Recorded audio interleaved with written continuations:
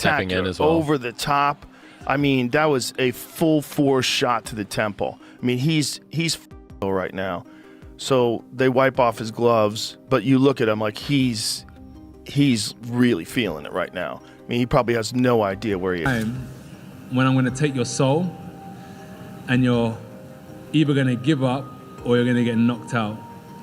And unless you have that instinct, you just will never be a good fighter. Likely that one big shot's going to land if the guy's not throwing other shots. So I thought with less artillery in the air, less bombs in the air, that the guy would have a chance to get to later rounds. Joe Rogan reacts to Jake Paul's knockout loss with laughter alongside Anthony Joshua, calling the matchup a clear mismatch from the very beginning. Rogan explains that Jake typically fights retired boxers or MMA opponents, not a legitimate Olympic gold medalist heavyweight. He emphasizes that Joshua is not only elite, but also far above Jake's natural weight class. From a true boxing perspective, Rogan says the outcome was obvious long before the opening bell, and the results simply confirmed what most expected. Well, realistically, it's one of the craziest propositions of all time. You take a guy who just had a boxing match that looks like a sparring match with a 58-year-old Mike Tyson, and then you're going to fight one of the absolute scariest knockout artists. After the fight, Anthony Joshua delivered a firm post-fight message, stating that the knockout actually saved Jake Paul. He explains that if the bout had continued, he would have broken Jake down both mentally and physically. Joshua suggests the early stoppage prevented far more punishment from being taken in the ring. It's not just physical, it's psychological. And when you understand the psychological warfare, I did say to you that, Jake, what's going to happen? I'm going to see a time when I'm going to take your soul, and you're either going to give up or you're going to get knocked out. And unless you have that instinct... Anthony Joshua being linked to a so-called circus fight with Jake Paul immediately splits opinion across the boxing world. Many view it as a spectacle rather than a legitimate sporting contest, with the difference in size, experience, and pedigree impossible to ignore. Joshua is a two-time heavyweight champion and Olympic gold medalist, while Jake Paul is still learning the sport. The matchup feels more like entertainment built for numbers than a real boxing challenge, which is why critics label it a circus. Simon Jordan reacts strongly after Joshua breaks Jake Paul's jaw with a knockout, calling the event damaging to boxing's credibility. Because straight after the fight, I heard the question being posed to Joshua, will he now fight Fury?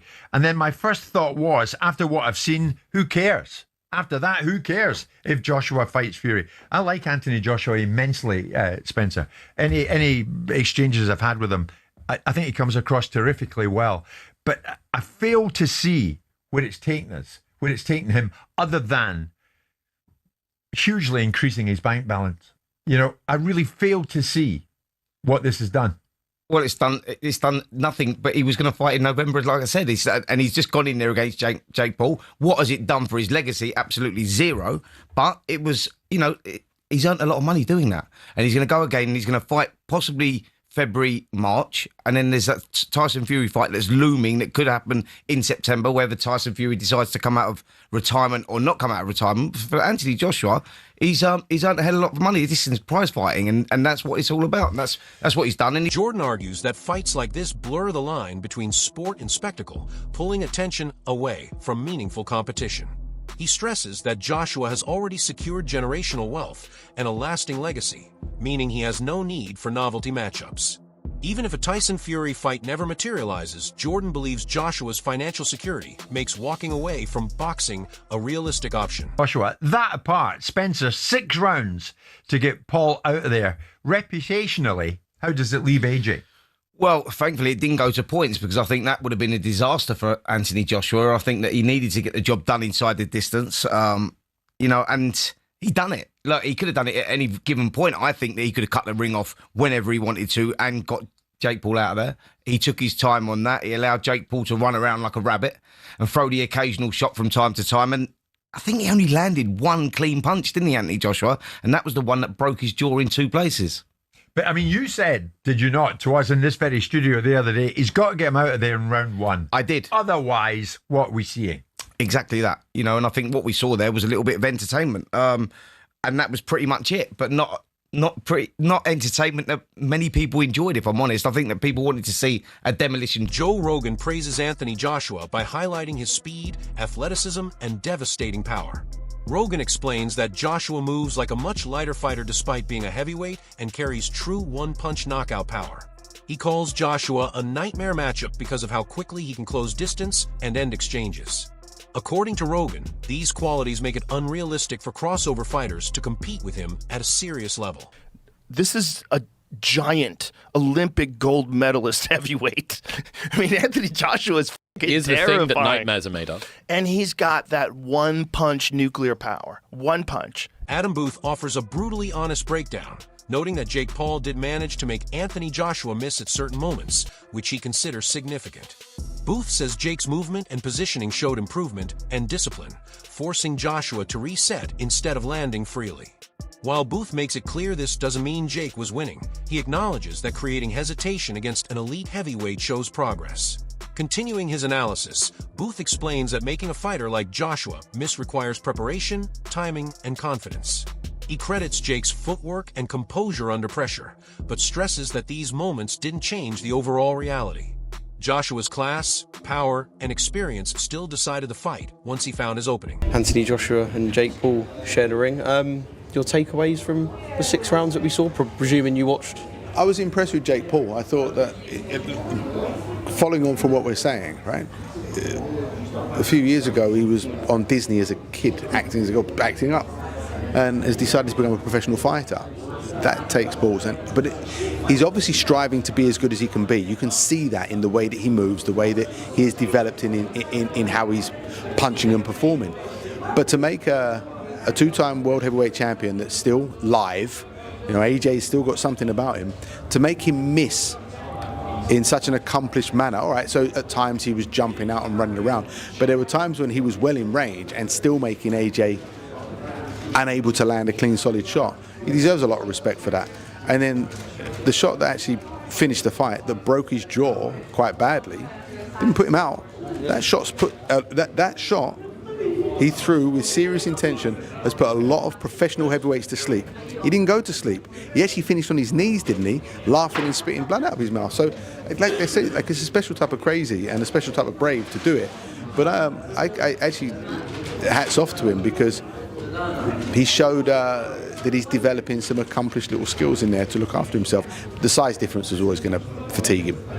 I know everyone will come with the idea that, AJ should just go in there 1 round and smash him to bits, and that should be it was a big ring, right? Perhaps he could have cut the ring off a bit better, but would I be right in saying that regardless of skill level, if you forget about that with the 2 for a second, if someone is on the back foot on their bike and doing what Jake was doing, it's difficult no matter who you are, no matter the kind of separation in skill level. It's a big ring, and you've either got to run at him and look like a novice yourself, or just take your time and understand. In the aftermath, attention shifts to Logan Paul appearing to intimidate Anthony Joshua while talking about revenge for his brother. Logan reportedly expresses interest in fighting Joshua, but analysts quickly dismiss the idea as even more mismatched than Jake's bout.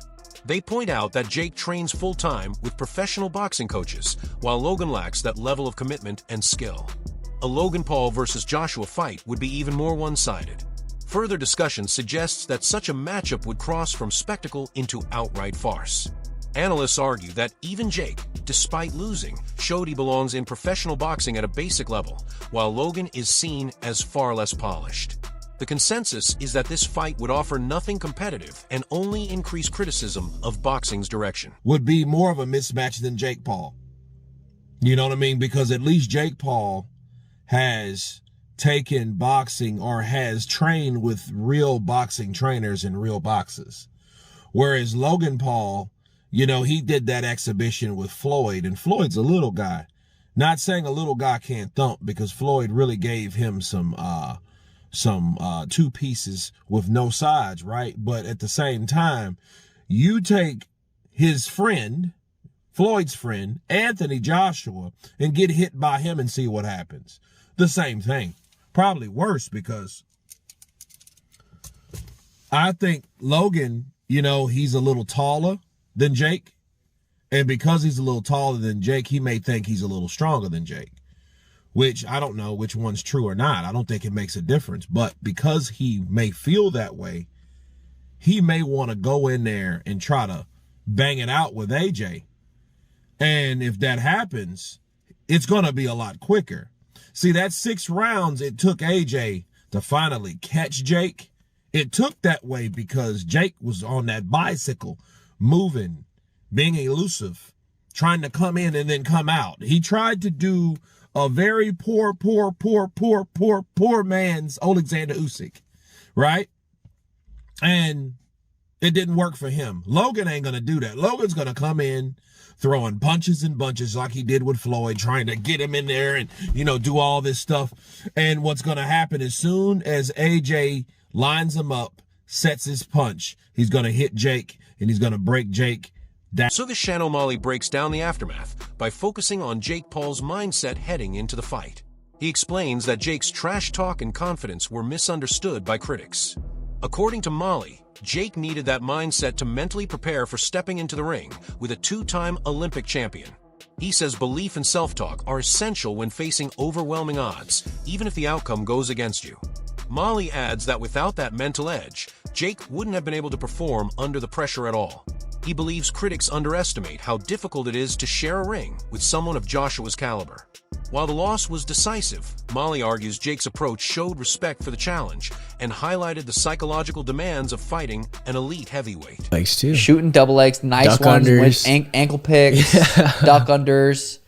But dude, God, I see so much people talking shit on the fight, which, dude, what the fuck did they expect? Like, Jake was hyping himself up, saying he's going to win. Dude, that's self-belief. He needed that to go in. He needed that to get himself into the ring. You know what I'm saying? He just needed that. What do you think about the sticking that tongue out? Dude, he's a showman. This is a fucking YouTuber that switched to pro boxing. Yep. And he's fighting Anthony fucking Joshua. He's He made entertaining. $90 million. $7.5 million per minute. Nate Diaz says, that boy don't work hard enough. This girl in the UFC said, Jake Paul shot more double legs in boxing match than I did in my UFC career. Ryan Garcia said, he's a runner, he's a track star. Al Germain said, this is a clown show. Josh Hammond said, dude, it's like, what did they expect? They expect him to go in there and look like a clean fucking Floyd versus Manny Pacquiao. Two of the, you know what I mean? It's like, what the fuck? You see the aftermath, like his jaw and everything? Fuck. Jake Paul's broken jaw. Jake has to get wired shut for 7 days or something like that. Yeah, like Tim titanium had to do plates. 7 weeks. Yeah, Tim says that was the worst thing he's ever gone through. 7 weeks. Tim broke his jaw in Montana. Tried to go to the hospital. Hospital said the surgeon's out of town. So now he has to. So he's fucking goes like a week without even getting surgery. At least Jake was able to probably get it like next day, that same day. But it's like all the people hating on Jake. It's crazy. Connor said Jake is stupid and will be altered permanently from this bout. I look at it. It's inspiring seeing what he does because I know how much like he's putting in work. He's doing legitimate fight camps. He's doing sparring. He's doing rounds. He's eating. He's doing everything. Teddy Atlas explains that his prediction of the fight lasting several rounds was based on real boxing factors, not anything staged or fixed. He points to Anthony Joshua's long layoff, the knockout loss in his previous fight, and the mental hesitation that can follow. Atlas says those doubts take time to clear, especially for a fighter who isn't a fast starter. He also mentions the larger ring size, which gave Jake Paul more space to move early. Atlas believes Jake had a legitimate game plan built around movement and endurance. But once the pressure increased, things changed quickly. According to Atlas, Jake reached a level he had never experienced mentally or physically. Joshua's pressure, Jake's muscular build causing faster fatigue, and the intensity of elite competition led to him gassing out. Atlas firmly states the fight was real and decided by boxing realities. I wasn't sure if there was going to be a silent agreement. I wasn't sure there was going to be a sparring match agreement that we'll spar for a while. I wasn't sure. I was honest about it. That's why he said it's going to go rounds. I wasn't sure if there was an understanding that, we'll play a little bit and then we'll get a little more and, whatever. So that was part of it. But there was real parts. Say, that's the fixed part. That's the WWE part. That's where the people, and I'm with you. I get it if you want to think that. Here's why I picked rounds, and this is what I think I saw, and I know that in my mind I saw, was the factors that a lot of people didn't think about. 15 months off. And there was going to be some rust. There was going to be some hesitation. There was going to be some time. He got knocked out by Dubois freaking 15 months ago. There were going to be ghosts in the attic. I don't care who you're fighting. You get in the ring again. It's going to take a minute to exercise those ghosts. The rust. You want to call it rust, whatever. It's going to take 5-6 rounds to get rid of the rust. But it's going to, the doubt, the self-doubt, the being in the ring for the first time with nothing in between after being knocked out. That was going to be a play. And then the size of the ring, 22 by 20. It's usually 20 is pretty usually around average. And it's 22 by 20. More room to elude, more room to move around, right? I thought maybe go in there with trap. Chris Algieri and Paulie Malignaggi deliver a harsh but honest assessment of the fight, focusing on how badly it ended for Jake Paul. They point out that Jake suffered serious damage, including a jaw broken in 2 places and lost teeth, yet still failed to gain respect from boxing fans. According to Algieri, fans weren't entertained because Jake never truly committed to fighting. He believes Jake would have earned more respect by going out aggressively, even if that led to an earlier knockout. Algieri compares it to the Erislandy Lara fight, saying fighters earn respect when they try to win. Malignaggi adds that Jake's hit-and-run style was never sustainable. Constant movement drains the legs and only delays the inevitable, especially in a big ring. He says Jake lacks the skills to move and box effectively at the same time. As a novice, Malignaggi explains a fighter can either fight hard or run, but not do both.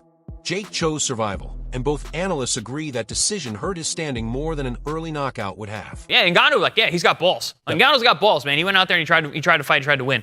Jake Paul didn't try to win at any point during the fight. He was just trying to survive. I think that's actually ultimately going to hurt him with boxing fans. Yeah, what do you think, Paulie? I mean, you talked about the in and out kind of style, kind of hits and runs, and you said that A, it runs out your legs. He was exhausted a couple rounds into the fight, and B, it only saved him for so long.